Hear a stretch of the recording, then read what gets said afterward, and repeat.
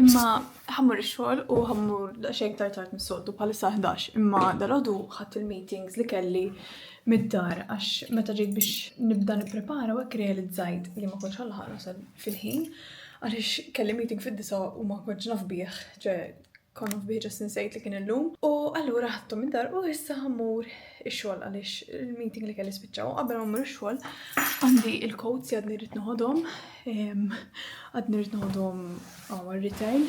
So ħammur u mbagħad nibqa' sejra ix-xogħol. So inkellimkom aktar tard matul il-ġurnata ma nafx fix-ħin nixtieq imur il-ġim illum wara x-xogħol imma issa naraw għax bħas-soltu għandi ħafna x'nagħmel u peress ma m'għamilniex ix-shopping dal-weekend irrid nippjana daqsxejn nara kif ħanieklu il-kumpliment tal-ġimgħa u nagħmel shopping list u mmur nixtri. So issa naraw. Package sent u araw naqra il-ġurnata kemm sabiħa mela l-bira ġurnata griża u depressing u llum għax irridu naħdmu ġurnata sabiħa. Xorta kan għakes, infatti llum għandu b'ġaketta twila għax feels like 3 degrees. Però u xemx, so ma nafx kif feels like 3 degrees għax mhux inħoss xi daqshekk kesħa to be honest. Imma hija hopefully nixtri nasal ix-xogħol sa xi 11:nofs. Avolja naħseb illum naqbes il-break għax għandu daqsxejn x'nagħmel u nixtieq li sal-aħħar tal-ġimgħa. Ġifieri sal-aħħar tas-sena tiġi hekk inlesti tas-skolla li kont qed nippjana ħalli mbagħad immur il-holidays relax u m'għandix għalfejn qgħod naħseb fuq ix-xogħol. Araw laħqu l-estewa l-għada il-breakfast kif qedtilkom.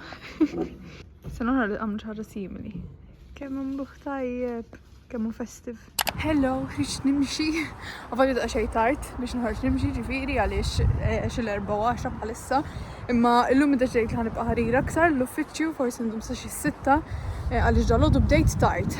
U ovvjament ħlejt daqsxejn ħin sakemm mort niswa l-packages u hekk għax spiċċajt ħadd break by the way għax kellna l-ladies lunch illum għax il-floor tiegħi id-dipartiment insomma norganizzaw ladies lunch kull xahar biex bażikament ġas in-nisa kollha tad-dipartiment peress li ftit noqogħdu f'daqqa hekk tipo inizjattiva. U qed ħanħorġ nimxi qabel ma tinżel ix-xemx infatti diġà nieżla qed nara hekk għandqaw is-sema oranġa għax hi ġurnata bħal di u qed niqas barra darba u deċidejt li ħanaqbes il-ġim ukoll għaliex m'għandix ċans immur il-ġim, għamilt to-do list ma li wasalt ix-xogħol biex naqra kif ħanqassam il-ġurnata. U irrealizzajt li għandi ħafna x'nagħmel il-lejla, ġifieri not work related. Mainly rrid nara x'ħansajru this week, ħanara x'ħanlaqqat milli baqa' għaliex ovvjament peress ħanagħmel ġimagħtej Malta. Nixtieq li ma jkunx hemm affarijiet li jeħżinu jew hekk fil-friġġ u anke fil-pantry. U rrid nagħmel shopping imbagħad għax ovvjament probabbli ħajkolli bżonn xi affarijiet. U x'iktar, x'rid nagħmel iktar? Ejja rrid nagħmel load oħra ħwejjeġ u rrid nibda naħsel daqsxejn il-sweaters u hekk, speċjalment dawk li huma wool. Naf nitfahmx fil-mexin fuq wool cycle jew naħselhom bidi. Naqra time consuming għax hemm rrid naħsel l-scarfs ta' dal-weekend ukoll. So issa nara naqra għax ma tantx għandi ħin ma tantx nixtieq infattihom. Issa niggooglja naqra jekk tagħmilhom xi ħażin ma mhux suppost hemm cycle adattat għalihom. Issa naraw. Imma xi ħaġa oħra li rrid tinkellimkom fuqha ħanifoka naqra fuqi. So llum kelli meeting mal-manager tiegħi li kont għaxejn anzjuża għalih il-ġimgħa l-oħra jew il-ġimgħa ta' qabel nasib il-ġimgħa ta' qabel. Kellimt lill-manager tiegħi għax kont qed inħossni daqsxejn unmotivated ix-xogħol u ma kontx qed ikun productive bażikament għax ma tantx kont qed naħdem fuq affarijiet li kienu daqshekk fun jew eċitanti. U bdejt ngħidu li xi kultant inħossni mhux daqshekk satisfied ix-xogħol għaliex we're too far away from the customer. Naħseb minux li qed tkellimt fuq din. U wkoll kienet kollu daqsxejn lack of ownership fuq affarijiet. Is-sena oħra kelli proġett li I owned half of it għax konna qasamni front-end u back-end u jien I owned the front-end part. U dis-sena issa kienet kollha ħafna small issues l-ewwel hemm jew small epics li forsi jdumu sprint l-iktar tnejn. U ma nafx hekk kont qed inħossni jiena l-unika waħda fit-tim li m'għandix xi ħaġa li ETI. Ma kontx minix component owner jiena u I would kind of like that li ikun hemm xi ħaġa and I own it and I lead it u hekk. Anka biex nikber jien ovvjament u fil-skills tiegħi għax meta tagħmel ħafna small issues l-ewwel hemm u li on the same domain ikun hemm ftit lok għal growth when it comes to skills u għax inti dejjem taħdem fuq l-istess tech stack u diffiċli tagħlem affarijiet ġodda u ħassejtni jekk staġnajt naqra speċjalment this second half of the year. U insomma kont anzjuża ħafna fuq għadi biex ngħidlu għax ma rridx nidher li jisni bladi mhux qed tħossha productive jiġifieri taħli l-ħin kont nibża ħafna l-ħejjiet will come off like that. Imma literalment l-ewwel ħaġa li qalli hu kien 2 weeks ago qalli veru, qalli qasbis indunajna, qalli dejjem naraw tagħmel xogħol tajjeb u hekk jiġifieri one ara kemm tkun ġo moħħok dik li tkun forsi unproductive and you're not delivering u hekk. U llum reġa' qalli insomma għax għedlu qed inħossni a jack of all trades, but a master of none. U jiena hekk inħossni ħafna affarijiet fil-ħajja, insomma jien ħafna minn ħafna affarijiet differenti. M'iniex waħda li ħajkolli one thing and that's my thing. Jien ħafna minn ħafna affarijiet f'ħajti. Imma dal-aħħar ix-xogħol kont qed inħossni naqra ħażin dwarha di għax nixtieq li nkun known for that good thing, for being a component owner pereżempju. Insomma għedlu I feel like I'm not really an expert in anything. U għalli tussakxek, għalli aħna anzi narawk tipo tajba f'ħafna areas, ġifiri don't undermine yourself that much. U vera ħassejtni aħjar wara dak il-meeting u kelli bżonn għax I hate feeling insecure fix-xogħol. Jiena wkoll ġilietilkom jiena veru żgħira ikkumparat mal-oħrajn, ma kulħadd għandu 20+ years of experience u jiena kemm għandi 3 għarek tot l-internship years 5 snin għandi, ma nofs, so sentej u nofs full time, ma 5 bl-internship experience. So distak kbir bej il-komplement tat-team. So msiba vera diffiċli ma nikkumparax li l-nifsi magħhom. Imma I need to give myself grace, għax ġenni li l-nifsi. Imma anyways, feeling much better after that meeting. Vera grateful li naħdem ġo teamek u li l-manager tiegħi huwa vera understanding għax veru nisma' stejjer, speċjalment Malta. Not to diss anyone. Sajna, thankfully, dejjem kelli managers veru understanding u veru tajbin. Pero nisma' ħafna stejjer, speċjalment fl-industrija tagħna, manka outside of it, li hemm ħafna micromanagers u toxic managers, so very grateful li semani u li he followed up on it u mhux just he dismissed me. U fani għax fl-ħar għalli thank you għanzi tal-li ġejt għax fl-ħar t-nħosni nista namel xogħli ta' manager għalli għax n-komplement ta' team saqsijom mux ok, do leave ok, u daqseg business as usual. So, terħa, nista nħoda bħala ħaġa tajba li I'm making someone grow in their job. Insomma li nara reddem fil-bicċa, I'm sorry, forsi ma rritux work related talks, imma oh well, ħankopli nimxi, naħseb għandur actually. Għaxilni kważi 10 minuti u ma tantx nixxaqt indum. Things you see, l-Olanda, da tkun qed timxi. Dik xi jgħidu meta tara pagun. Naħseb hija good sign hu, ħanna Googljata. Oh my god, vera ma nemminx f'dal affarijiet jien. Imma wara li qed ngħidilkom dak kollu, Googljajt u seeing a peacock is a sign of success, confidence. Ma nafx kien miktub iktar. There you go, ma nafx. I will take it as a good sign. Hello, wasalt id-dar u ħansaħħan it-timpana għax di kienet frizzata fil-friza, ovvjament. Wara l-party, għalix konna ma saħħanniex u għedna might as well nabdu nifrizawa. U peress il-bira ma morċ nixtri u preparajċ mil prep u għek għed ħanaqbat naħarġu mill-friza u namel lila. Tubina skan ħalli għal-wara Malta għal meta niġu. Imma għanna dixi ħor bil-blaffajt tal-aranċin assatatu għek li ma saħħanniex u koll imma li kienu msajrin fil-friza u koll u għed s-sadaw kienħalluhom għal meta niġu l-ura minn Malta. Baqa 5 għal-denja suppos bizzeje. Denja mux jataw għax mar il-ġim. So, ħanqabad nsaħħan li kalalija biss. Il-video tal-lum tela li by the way ukoll vera grazzi tas-support kollu li qed ittuni fuq Vlogmas għax veru qed napprezza.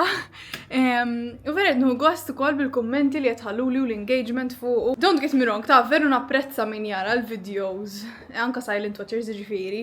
Imma ovvjament jien m'għandix udjenza kbira ħafna, so xi kultant meta eżempju kien hemm video ħadd ma jikkummenta fuq u nibda ngħid imma nies actually qed jarawhom. So meta nirċievi messaġġi fuq Instagram ukoll għax nirċievi ħafna DMs fuq Instagram u nara xi kummenti fuq YouTube veru ek nħu gost, napprezza x'ngħid okej, x'ħadd tieħu l-ħin ukoll biex actually jikkummenta. I'm not fishing for comments sewwa meta ngħid hekk u mhux qed ngħidilkom tidu tħallu kummenti bil-fors. Imma veru napprezza min ħalli kummenti anke min ma jħallix ġifieri, napprezzakom xorta. Hekk it feels nice to be appreciated. Speċjalment il-reels ukoll dal-aħħar kienet ikollhom good feedback, good engagement. Illi fuq sena nitfadal effort fuq il-videos u hekk li again I enjoy doing it anyways, imma li ikun hemm good response, it feels rewarding ukoll. Asna f'xit nagħmel iktar, ħanara naqra to-do list li għandi ħanġel il-laptop għax għandi affarijiet nagħmel fuq il-laptop. Irrid naqla u nitwi l-ħwejjeġ tiegħi u għaw il-liżar hawnhekk għax il-bieraħ meta ġejna għamilna load u għaw nofs l-open plan bil-liżar palissa. U rrid nara naqxejxaw fil-friġġ u fil-pantry u hekk ħanagħmel shopping list ħalli mmorru nixtru għax l-Albert Heijn sab jilaq fit-8 u bħalissa qabsu s-6 u ma tantx għandi ċans biex immur, so wara li jkun nibqa' sejra, jew insomma rrid nagħmel il-lista l-ewwel. So ejja nagħmlu l-lista l-ewwel għax dik priorità. Din it-timpana sħuna ġa doqgħod biċċa tal-qiegħ u veru ġitni tajba it-timpana. Not to toot my own horn, imma vera ġit tajba. By the way, llum ħlist 4 regali xajthom online. Xajthom issa qabel ma taqt mix-xogħol, ibgħat ħlisthom, which I'm very happy about għax they were playing on my mind ħafna, imma id-deġeġ x'ħan nixtri u xtrajthom. Hopefully jaslu fil-ħin, imma suppostni minnhom jaslu għada. U ieħor jasal il-ħamis u li ieħor xajtu minn Malta, so I need to pick it up. U actually rrid nagħmel order oħra minn Small Business Malta, mhux ħanejt li huwa issa. Għax ma rridx nikxef x'inhu r-rigal, imma imbagħad nurikom next week. U jgħal nara parti kbira minnha. Oh my god, kemm tajba dit-timpana. Naħseb it-timpana is up there with one of the best dishes I make. Iddeċidejt li mhux ħammur nixtri għax għamilt il-lista, ċoħel il-meal plan ta' dil-ġimgħa u rajt li qasbis għandna bżonn nixtru xejn għalissa, sada l-inqas sada filgħaxija, so issa mmur li 4 meta nkun qed naħdem id-dar, mmur li mixi tipo biex nixtri. Li umnalla mort nimxi mela għax-xogħol għax spiċċajt qas mort ġim illum għal xejn, imma ma jimpurtax bħalissa s-7 u naħseb naqra iktar tard minn hekk u ħanitwi l-ħwejjeġ u tistgħu tindunaw li għamilna l-bojot il-bieraħ għax kollox abjad. Rrid nitfollow dadni, mbagħad jinxara Daniel. U in the meantime qed nara vlog ta' Zoe, so ħankompli nitwi dawn u enjoy time-lapse. Daniel, timpana se toħroġ naħseb.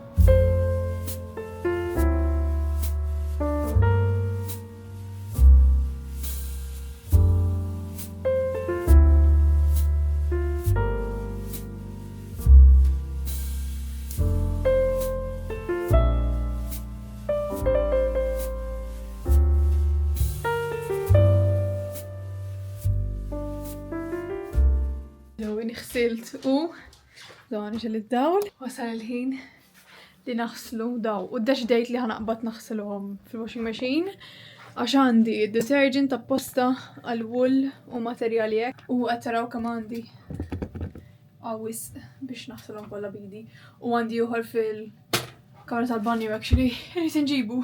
So ħanitfaħħom, fil-maġġorhom xejn, I mean ħafna minnhom ġieli ta' tfajtom għaw, imma maġġorta tagħhom mhumiex wool. Pereżempju da xi waħda H&M xajtu s-sena l-oħra. 50% polyester, 31% acrylic, 40% polyamide u 5% wool, 5% biss, jiġifieri ovvja li qatt ma ħamillu ħsara. Imma ħanaħsalhom kollha flimkien, ġifieri għandi dan pereżempju għadni nixtri 50% wool. So żgur rrid nuħsibu ħanara t-temperatura. Daħendu xon li qed jgħid. Ma ngħid jiena jekk ikun kisaħ mhux okej. Ħanitfgħu l-issa sa nigugli qabel ma nitfgħu. By the way, llum ukoll xtrajt il-magna biex inneħħi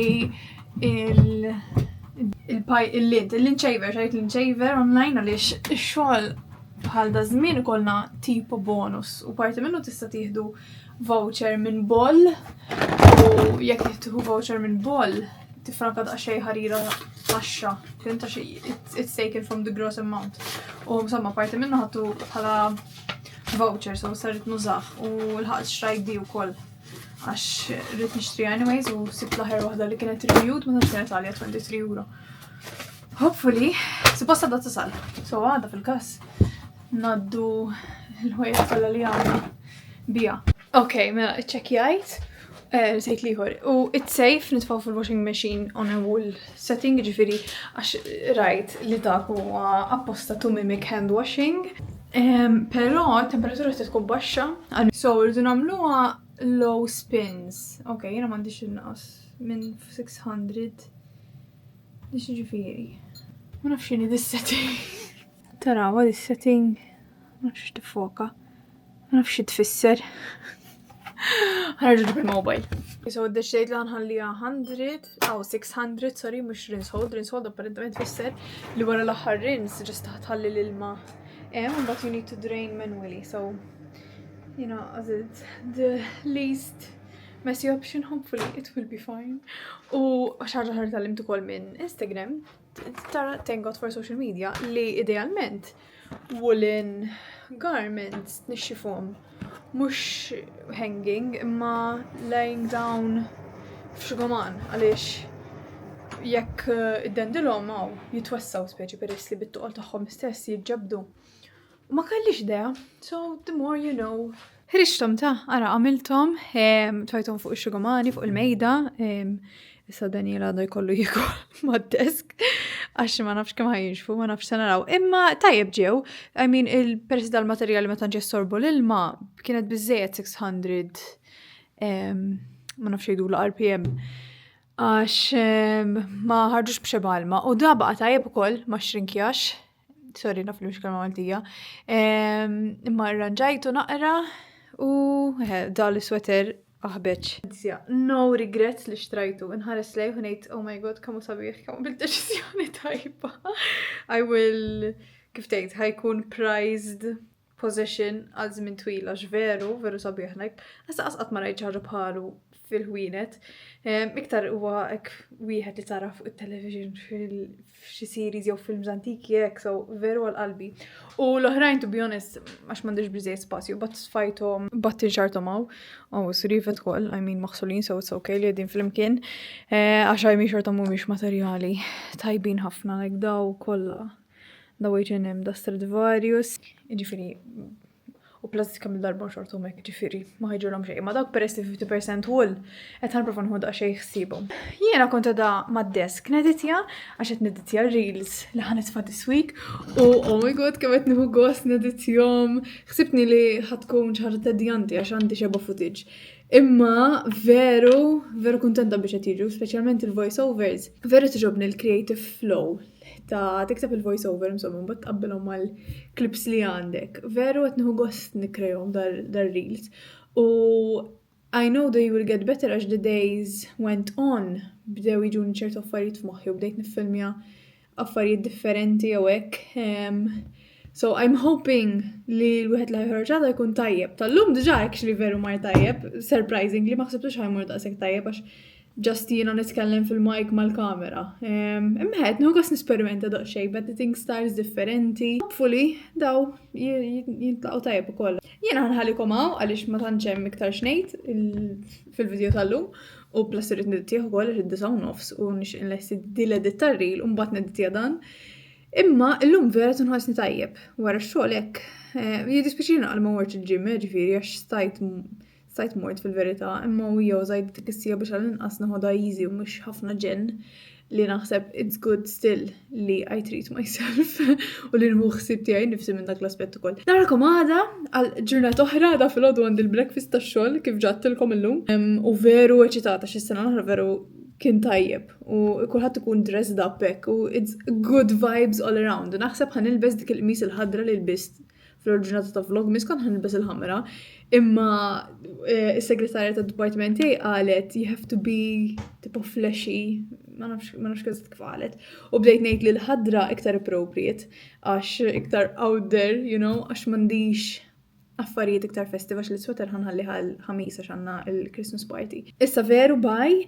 Lejli tajjeb, tinsawx tħallu like u tagħmlu subscribe u narakom għada. Ciao ciao!